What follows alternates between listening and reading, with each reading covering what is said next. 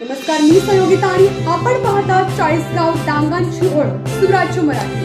पाहुयात आजची खबरं। आपल्या सुराज्य मराठीच्या YouTube चॅनलला सबस्क्राइब करायला विसरू नका। राजूर पोलिसांची धडाकेबाज कारवाई।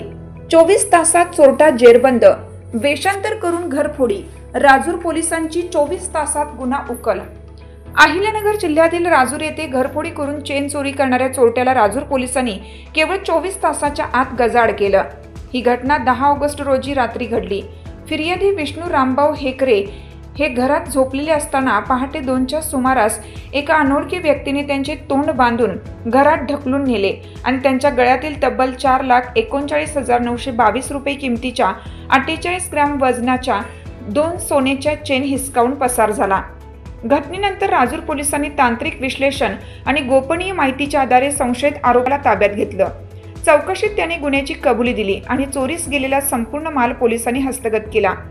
या कारवाईत पोलीस अधीक्षक सोमनाथ घारगे, अप्पर पोलीस अधीक्षक सोमनाथ वागचौरे, उपविभागीय पोलीस अधिकारी कुणाल सोनवणे यांच्या मार्गदर्शनाखाली सहाय्यक पोलीस निरीक्षक दीपक सरोदे, पोलीस उपनिरीक्षक विलास माळोदे आणि त्यांच्या पथकाने मोलाची भूमिका बजावली।